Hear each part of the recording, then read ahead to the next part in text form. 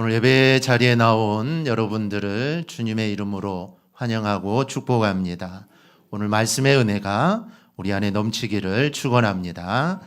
1927년 이 찰스 오거스터스 린드버그는 프로펠러 하나 달린 단발기를 몰고 대서양을 처음 횡단을 합니다. 이 당시 대위였던 이 린드버그는 1927년에 미국 롱아일랜드에서 프랑스 파리를 최초로 무착륙 단독 횡단하는데 성공을 하게 됩니다. 이거는 생명을 건 모험이었고 수많은 사람들이 그 일에 도전하다가 생명을 잃기도 했습니다. 하지만 린드버그 대위는 조그만 비행기를 타고 30시간을 걸려 대서양을 횡단하게 되죠. 그 일로 인해 그는 세계가 주목하는 영웅이 됩니다. 그가 영웅이 된 다음에 파리를 방문하게 되었는데 그가 온다는 말을 듣고 수십만의 인파가 몰리게 됩니다. 그때 어느 큰 담배회사 사장이 이 기회를 이용해서 자기 회사의 담배를 좀 광고를 하고 싶었던 겁니다. 그는 린드버그에 다가가서 담배 한 개피를 주면서 이렇게 말합니다. 선생님, 이 담배를 손에 끼고 있어도 좋고 아니 입에 물어도 좋습니다. 포즈 한 번만 취해 주십시오. 그러면 사진 한 장을 찍는 대가로 5만 달러를 드리겠습니다. 지금부터 90여 년 전에 5만 달러는 사실 엄청난 액수죠. 그러나 믿음을 가지고 있었던 이 린드버그는 이렇게 대답을 했다고 합니다. 선생님, 저는 세례받은 교인입니다. 이 말이 파리 신문에 실리게 되고 그 말을 듣고 그 당시 경건한 유대인들이 얼마나 감동을 받았는지 성금 10만 달러를 모아서 린드버그에게 주었다고 합니다. 세상과 마귀의 음모는 사실 무섭습니다. 사람이 정말 혹할 만한 것들을 성도들 또 믿음의 사람들을 유혹하죠. 그 담배 한 갑이 손에 쥐고 있는 거 입에 대는 게 아니라 그냥 손에 대고 있는 것 그 사진 한 장이면 5만 달러를 준다고 하니 사실 넘어가지 않을 사람이 어디 있겠습니까? 사실 혹하는 것이죠. 즉 마귀의 음모는 이런 것입니다. 즉 우리가 생각했을 때 혹할 수 있는 것들을 우리에게 내밀어서 우리를 유혹합니다. 이 과거 하와를 유혹한 이 마귀는 이 사람의 마음을 아주 교묘하게 이용해서 지금도 그리스도인들을 유혹하고 음모를 꾸밉니다. 이 서인도 제국의 제도에 만친일이라는 나무가 있습니다. 이 나무는 매우 미혹적으로 생겼다고 하는데요. 목재 역시 너무나도 아름답다고 합니다. 그리고 이 나무는 열매가 열리는데 마치 사과 열매처럼 그렇게 열립니다. 그래서 먹음직스럽기도 하고 또 향기가 매우 좋다라고 합니다. 그런데 그 열매를 먹는 날에는 당장 죽는다고 합니다. 피부에 그 즙이 몇 방울만 떨어져도 물집이 생기고 때로는 심한 통증을 느낄 정도로 아주 독성이 강한 열매입니다. 이처럼 매력적이게 생겼다고 맛있게 생겼다고 그걸 덥석 물면 큰일이 나는 것이죠. 그래서 스페인 사람들은 이 열매를 죽음의 사과다라고 이렇게 부릅니다. 2차 세계대전 때 수많은 유대인들을 죽였던 이 히틀러는 아무리 말이 되지 않는 말이라도 6번 정도 지속적으로 들으면 그 사람은 그 말을 믿는다라고 이렇게 말을 합니다. 마귀는 정말 말 같지도 않은 달콤한 말을 우리에게 계속해서 들려줍니다. 매력적인 원리와 방법을 끊임없이 우리에게 제시하죠. 그 이유는 마귀가 우리를 넘어뜨리기 위한 음모입니다. 반대로 하나님의 말씀을 반복해서 듣고 묵상하면 우리 안에 변화가 일어납니다.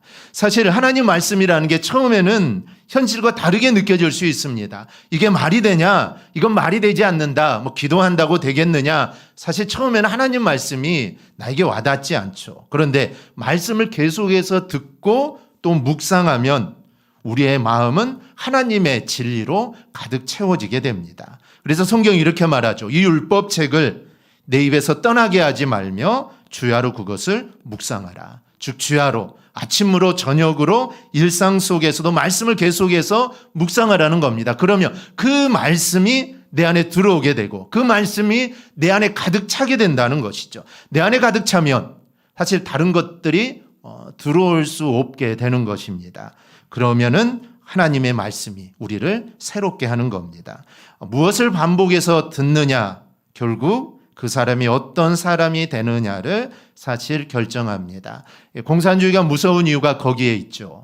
어렸을 때부터 반복해서 주체사상을 계속해서 들려주다 보니까 사실 다른 소리를 들려도 다른 말을 들어도 이제는 그 안에 들어갈 수가 없습니다. 이미 그것으로 가득 차 있기 때문에 그 사람들에게 아무리 좋은 것을 보여주고 아무리 좋은 말을 해도 그들은 귀로 듣지를 않는 것이죠. 그래서 우리가 무엇을 반복해서 듣느냐가 여러분 바로 그 사람을 결정하게 됩니다. 따라서 우리는 세상의 소리보다 하나님 말씀을 더 자주 듣고 더 자주 묵상하기를 축복합니다. 그러면 우리는 결국 하나님의 사람, 그리고 하나님이 기뻐하시는 모습으로 서게 됩니다.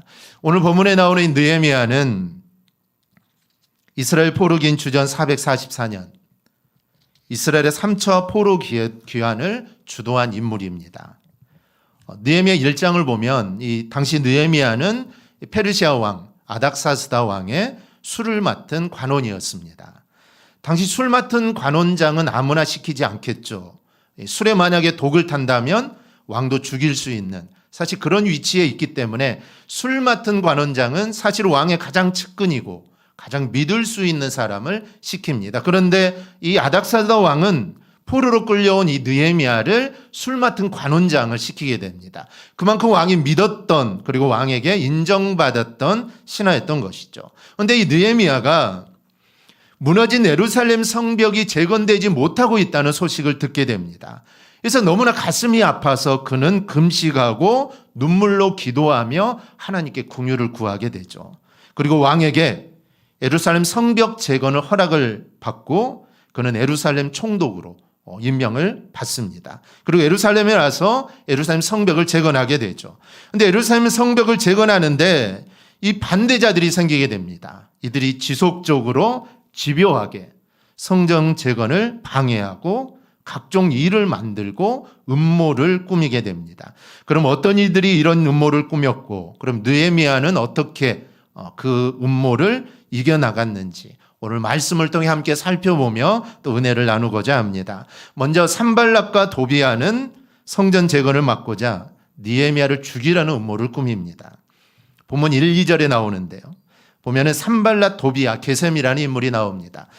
이들은 그 당시 바벨론 제국의 앞자기가 되어서 사마리아를 다스리고 있었던 관료들입니다.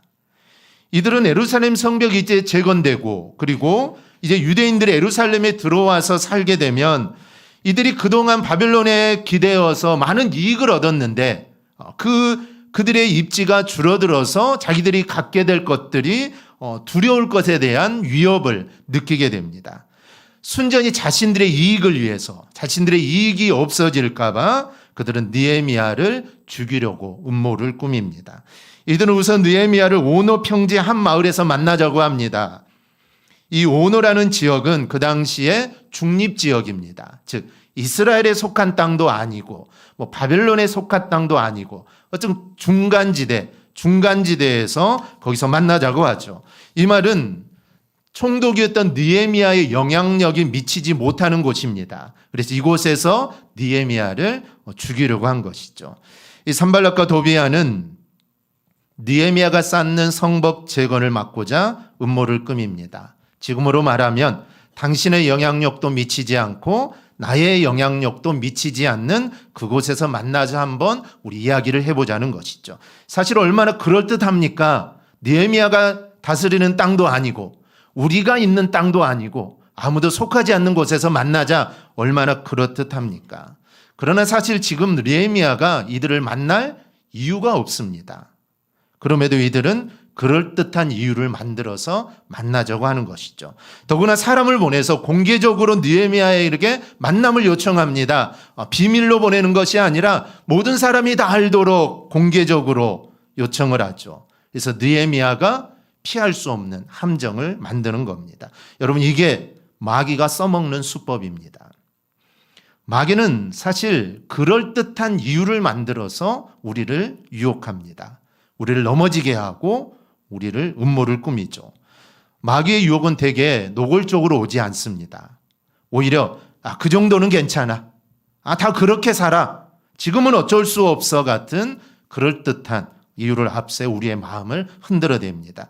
예배보다 중요한 일이 있는 것처럼 보이게 하고 작은 거짓말쯤은 괜찮다라는 합리화를 만들고 용서하지 못할 이유들을 만들어내고 기도하지 않아도 될 만큼 바쁘게 만듭니다. 사실 처음에는 작은 타협처럼 느낄 수 있죠. 하지만 작은 틈이 결국 우리의 믿음을 약하게 만들고 결국 하나님과 멀어지게 합니다. 여러분 창세기 3장을 보십시오. 마귀가 선악과를 먹으면 죽는다는 하나님의 명령에 대해서 하와에게 무엇이라고 합니까? 너희가 하나님처럼 선악을 알게 될 거다라고 합니다. 너희도 이제 선악과를 따먹고 하나님처럼 선과 악을 구분하여서 선만 행하면 되지 않겠느냐라는 것이 이 사탄의 유혹이었던 것이죠. 그러나 하나님 뭐라고 하십니까? 먹는 날에는 반드시 죽는다라고 하셨습니다. 먹으면 죽는다고 하셨다고 말하자 마귀는 교묘하게 하나님 말씀을 변질시키죠. 죽지 않는다는 겁니다. 그건 먹고 선을 알아서 선을 행하면 더 좋지 않느냐? 선이 뭔지 잘 모를 텐데 이건 먹기만 하면 무엇이 선이고 무엇이 악인지 분명히 알게 될 텐데 그러면 선을 행하면 하나님이 더 기뻐할 거야 라고 그러니 먹으라는 것이죠. 만나서 대화해보자는 산발락과 도비야. 선악과를 먹고 하나님처럼 선과 악을 알아. 선을 행하면 더 좋지 않겠나는 마귀.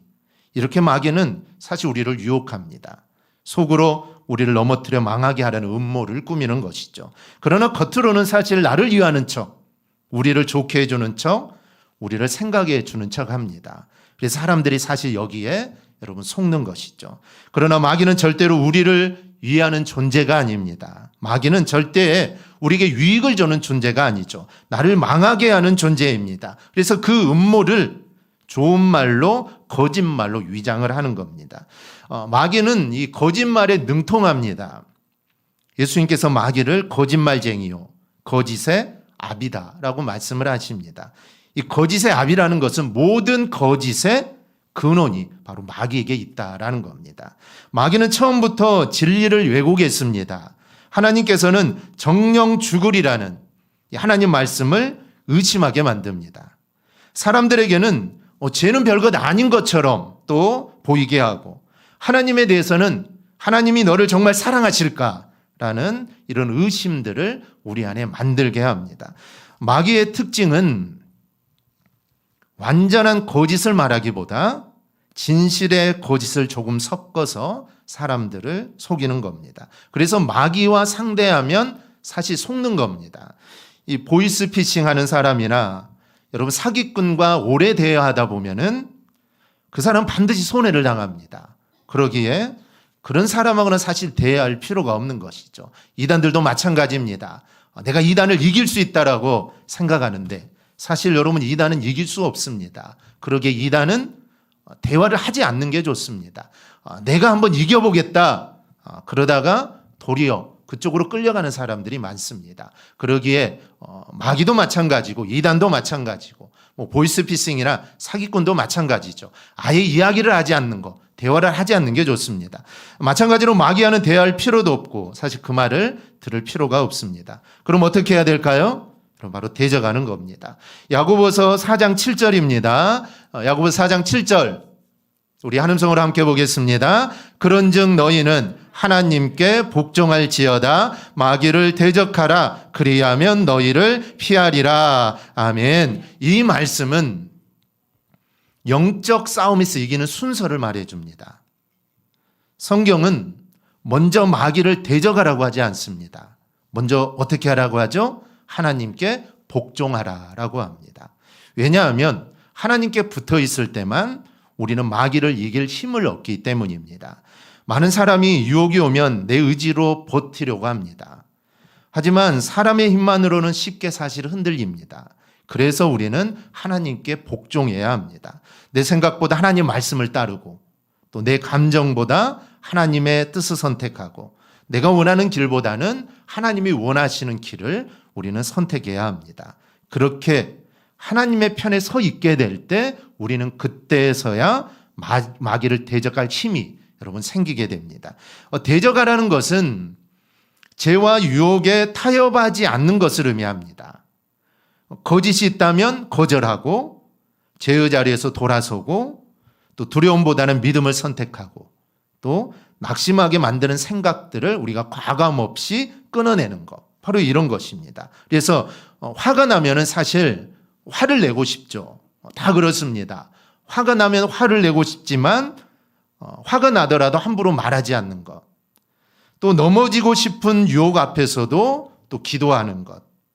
또 포기하고 싶을 때 또 예배의 자리를 지키는 것. 사실 이 모든 것들이 마귀를 대적하는 우리의 그 믿음의 행위들입니다. 그리고 하나님은 약속하십니다. 그리하면 너희를 피하리라.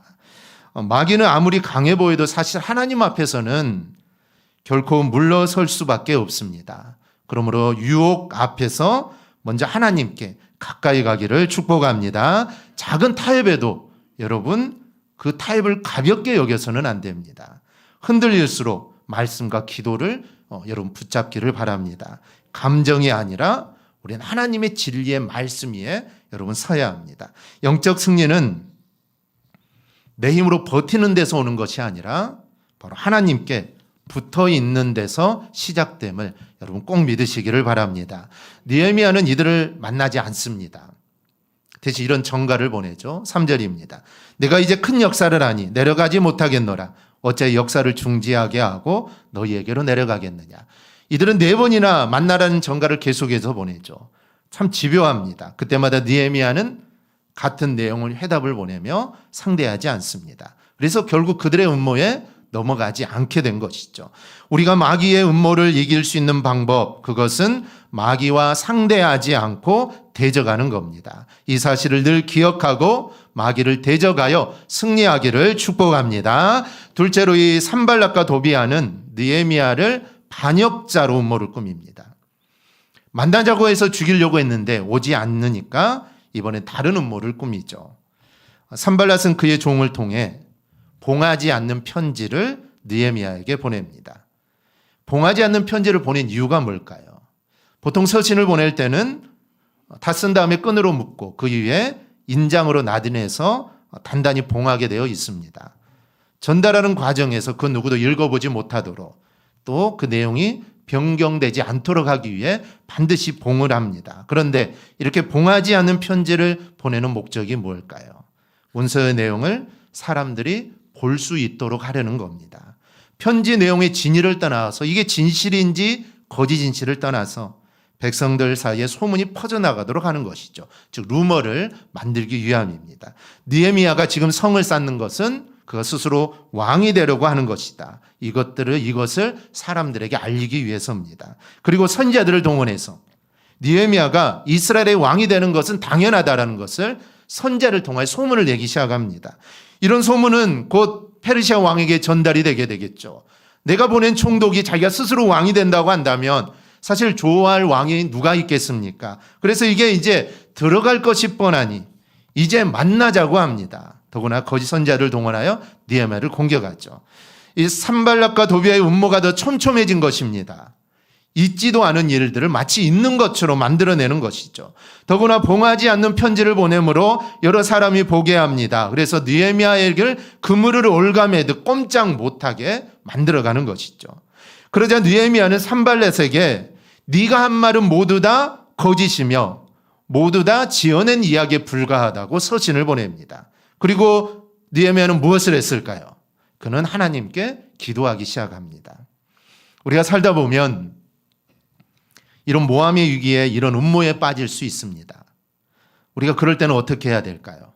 제일 중요한 것은 먼저 우리가 바로 행하는 것입니다.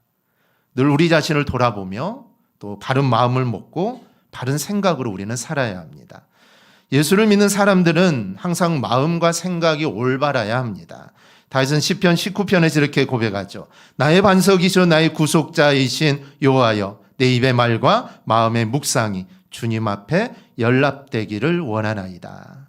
다윗은 자신의 입과 말과 마음의 생각이 주님 보시기에 기뻐할 만한 것이 되게 해달라고 기도하는 겁니다.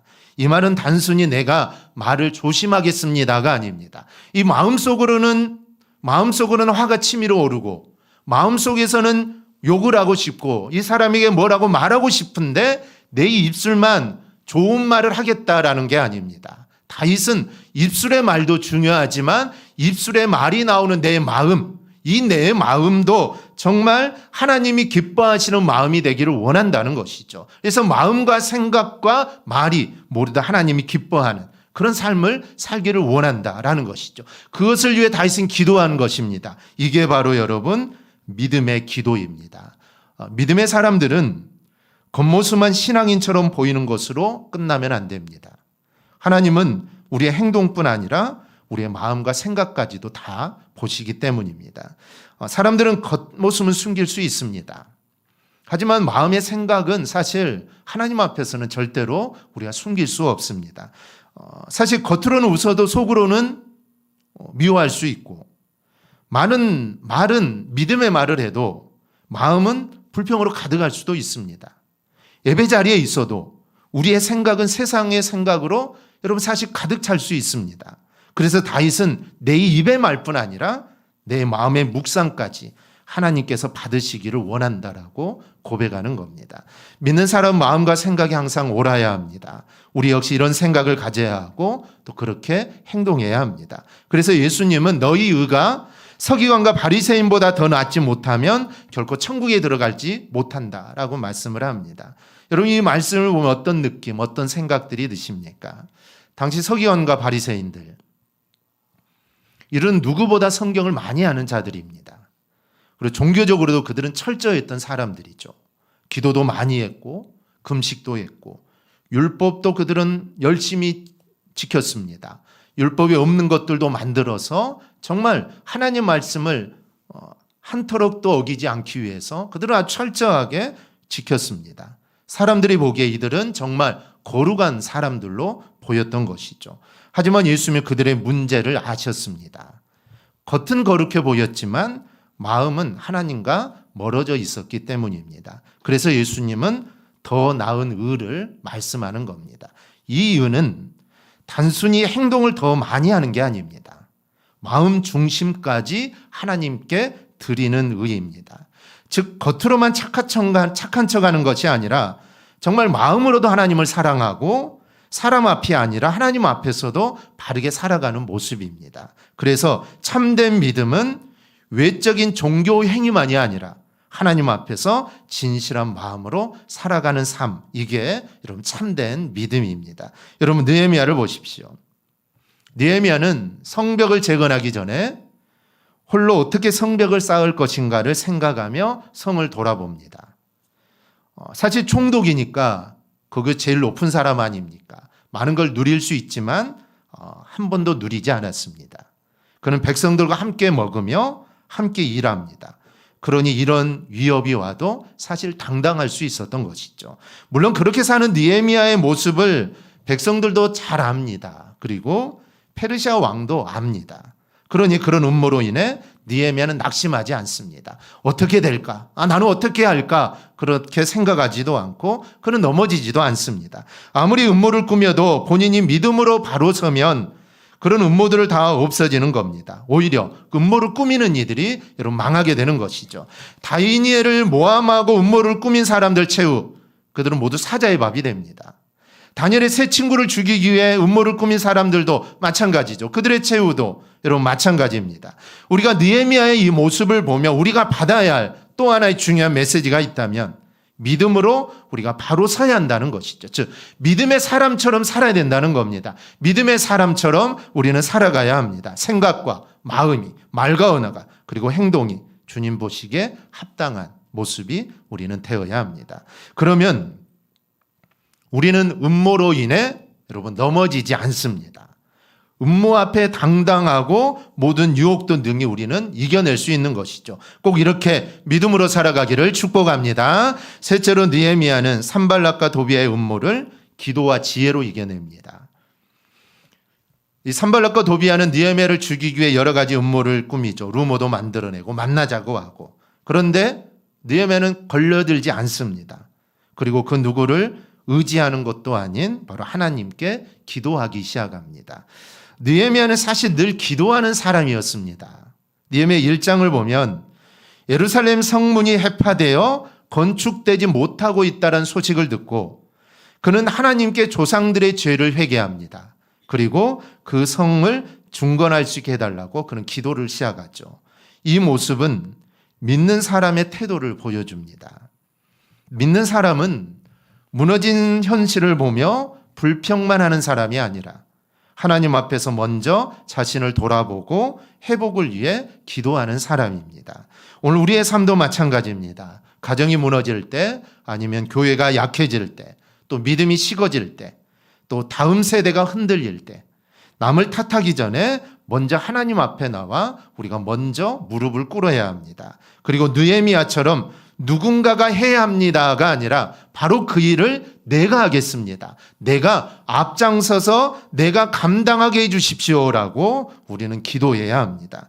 왕이 느헤미야에게 이렇게 묻죠. 왜 너의 얼굴빛이 그렇게 안 좋냐? 라고 왕이 묻습니다. 그러자 예루살렘 성이 무너져 회복되지 않아서 그렇다라고 대답을 하죠. 그러자 왕이 그러면 내가 무엇을 해주면 좋겠느냐라고 묻습니다. 그러자 느헤미야가 어떻게 했을까요?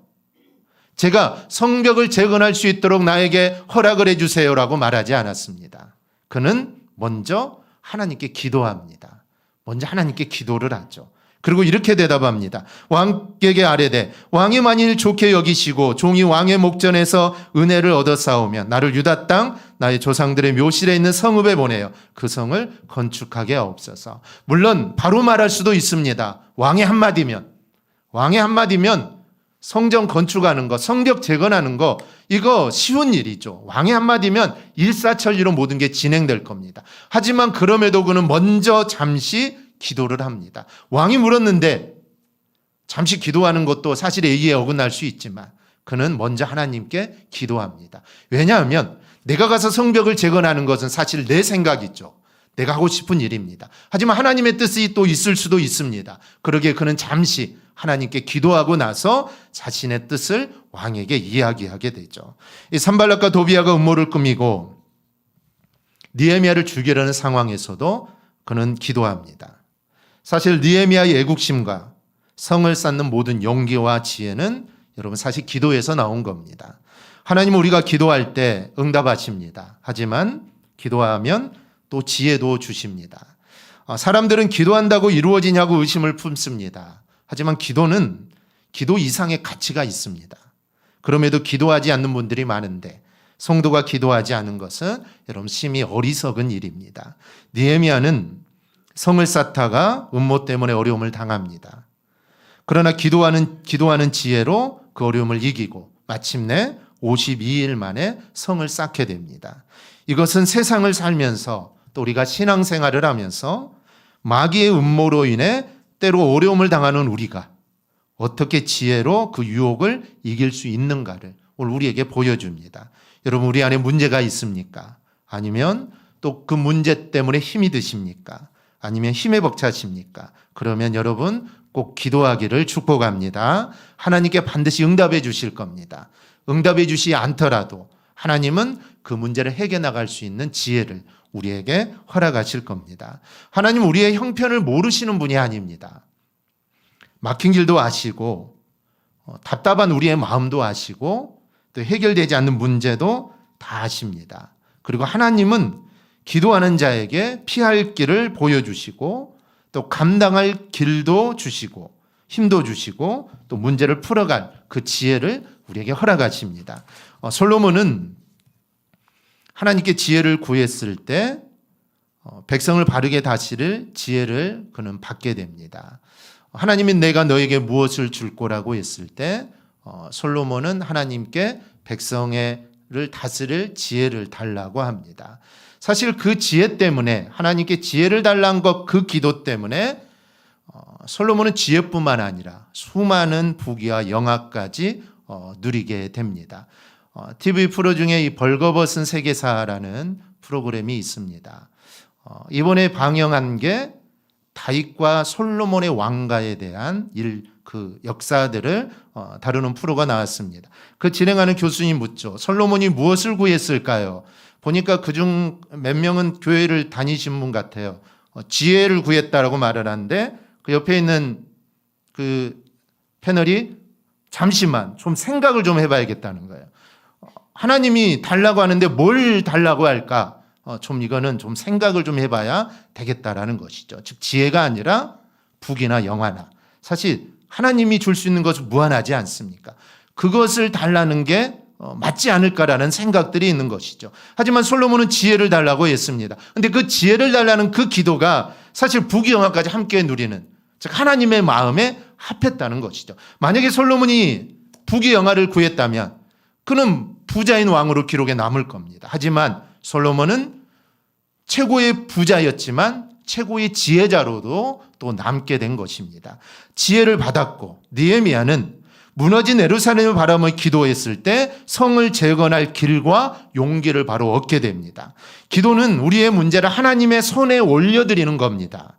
그리고 하나님 가장 좋은 방법으로 일하십니다. 그러므로 여러분 문제 앞에 낙심하지 말고 문제 앞에 절망하지 말고 여러분 문제가 있다고 절대로 포기하지 않기를 바랍니다. 사람의 생각으로 해결하러 가기보다 먼저 하나님께 무릎을 꿇으시기를 바랍니다. 그러면 하나님이 어떤 문제를 만나든지 우리에게 지혜를 주셔서 그 지혜로 그 문제들을 반드시 해결 나가게 할 것입니다. 우리 모두도 오늘 이렇게 기도하여서 우리의 삶의 문제들을 풀어나가기를 주님의 이름으로 축원합니다. 아멘. 기도하겠습니다.